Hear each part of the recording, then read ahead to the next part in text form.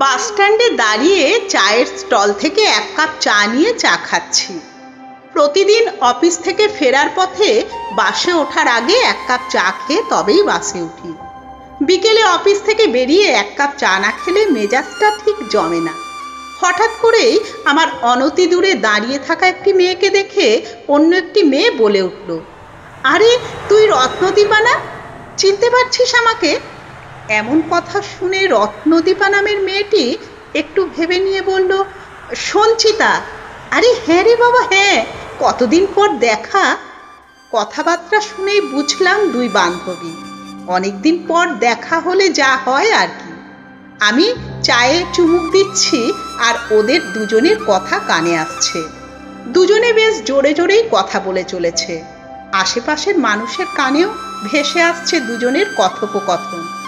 দুজনের বয়স ওই খুব বেশি হলে 28-29 হবে, তবে সেটা আমার অনুমান মাত্র। সঞ্চিতা হাসতে হাসতে বলল, বুঝলি রত্নদীপা, আমি না তোকে দেখেই চিনতে পেরেছি। সেই কবে স্কুল ছেড়েছি, মাঝখানে তোর সঙ্গে আমার একবার বোধহয় দেখা হয়েছিল, তারপর থেকে আর দেখা হয়নি। তোর নাম্বারও তো আমার কাছে নেই। তো কেমন আছিস বল? ভালো আছি রে, তুই?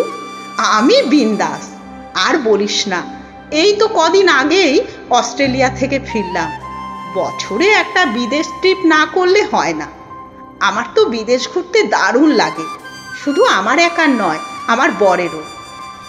রত্নদীপা মৃদু হেসে বলল, বাহ, খুব ভালো ব্যাপার তো। আর কেন বলিস, আমার বরটাও ভীষণ কেয়ারিং, খুব খেয়াল রাখে, সব আবদার পূরণ করে। এই যে অ্যানিভার্সারি আসছে, আমি আগে থেকেই শুনিয়ে রেখেছি এবারে কি কি নেব। এই পেন্ডেন্টটা কেমন লাগছে রে? গতকাল নিলাম, দারুণ লাগছে। জানিস তো, বিয়ের আগে খুব টেনশনে ছিলাম বর কেমন হবে। যা সব দিনকাল, মানুষ চেনাই মুশকিল। সেদিক থেকে আমি ভালো বর পেয়েছি বলতে হয়। যাই হোক, তোর কথা বল, কি করছিস এখন? বিয়ে তো করিসনি এখনো। আমি একটা জব করছি, সেই সঙ্গে আমরা কয়েকজন মেয়ে মিলে ক্যাটারার্স তৈরি করেছি। বিয়ে বাড়ি থেকে যে কোনো অনুষ্ঠানে আমরা কাজ করি। কথাটা শুনে সঞ্চিতা যেন আকাশ থেকে পড়ল, নাক সিটকে বলল, উমা, সে কি? ইস, ওতে আর কত আসে বল? ভালো চাকরি করা ছেলে দেখে বিয়ে করলে আর কোনো চাপ থাকে না, বিন্দাস লাইফ। ওর মতো সুখ আর নেই, যাই বলিস তুই। রত্নদীপা হাসল, একটু বলিষ্ঠ কণ্ঠেই বলল, জানি না কিসে কি সুখ আছে, তবে আমি সুখী। সে যাই হোক, শোন না, একদিন আমাদের বাড়িতে আয় না, খুব আড্ডা দেয়া যাবে। সময় পেলে নিশ্চয়ই যাব। বুঝতেই তো পারছিস, জব করি, তার উপর আরো কত কাজ থাকে। তোকে তো বললাম সব, সময় পাই না রে। তার থেকে বরং তুই একদিন আমার বাড়ি চলে আয়। তোর বাড়ি? তোর আবার বাড়ি কোথা থেকে এলো? বিয়েই তো করিসনি। বিয়ে করলেই কি বাড়ি হয়? কে বলল তোকে এসব কথা? এই যে তুই তোদের বাড়ি আমাকে যেতে বললি, সেটা কার বাড়ি? কেন, আমার শ্বশুর বাড়ি। ঠিক তাই, ওটা তোর শ্বশুর বাড়ি, নিজের বাড়ি নয়। কিন্তু আমার এটা নিজের বাড়ি। নিজের টাকাতেই এক কামরার একটা ছোট ফ্ল্যাট কিনেছি।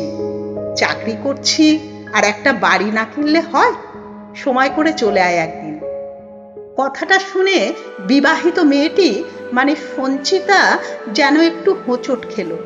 মনে হলো রত্নদীপার কাছ থেকে পালাতে চাইছে। ঠিক সেই সময়ই ওদের সামনে একটা 4 হুইলার এসে থেমে গেল। দেখলাম গাড়ির কাঁচটা নামিয়ে একটি ছেলে, বয়স 35 হবে হয়তো, কি একটা প্যাকেট বের করে রত্নদীপার হাতে দিয়েই বেরিয়ে গেল। এমনটা হতে দেখে সঞ্চিতা বলে উঠল, উমা, রত্নদীপা, তুই ওকে চিনিস নাকি? রত্নদীপা তখন হাসছে। রত্নদীপাকে হাসতে দেখে সঞ্চিতা বলল, কি হলো, হাসছিস যে? রত্নদীপা হাসতে হাসতেই বলল, হ্যাঁ চিনি তো, তুইও মনে হয় চিনিস, তাই না? চিনি মানে? খুব ভালো চিনি, আমার হাজবেন্ডের ক্লাসমেট। কোনোদিন কথা হয়নি, তবে শুনেছি পড়াশুনোয় খুব ভালো ছিল। এখন তো বোধহয় WBCS অফিসার। তাহলে ঠিকই শুনেছিস, উনি আমার উঠবি। সামনের নভেম্বর আমাদের বিয়ে। আমি চাকরিটা পেয়েছি এই 2 বছর হলো। তার আগে থেকেই চলছে আমার ওই ক্যাটারার্সের কাজ। জানিস তো, আমার উঠবি বলে কোনো কাজ ছোট নয়। একটা ছেলে যা পারে একটা মেয়েও তাই পারে, শুধু সদিচ্ছা থাকতে হয়। আমার 5 বছরের রিলেশন। সব থেকে ওর যে জিনিসটা আমার ভালো লাগে, ও আমাকে ভীষণ অনুপ্রেরণা দেয়। বলে নিজে যেটা করে নিতে পারবে সেটা অন্যের উপর নির্ভর করবে কেন। তোমরা মেয়েরা দেবী দুর্গার রূপ, তোমরা নিজেরাই স্বয়ং সিদ্ধা, তাই তুমিও পারবে, তুমিও জিতবে। ততক্ষণে আমিও বাসে উঠে পড়েছি। কানে একটা কথাই বাজছিল, মেয়েরা দেবী দুর্গার রূপ, মেয়েরা স্বয়ং সিদ্ধা, মেয়েরা পারে না এমন কোনো কিছু নেই। কলমে সরজিৎ ঘোষ, কণ্ঠে আমি সুতপা চক্রবর্তী।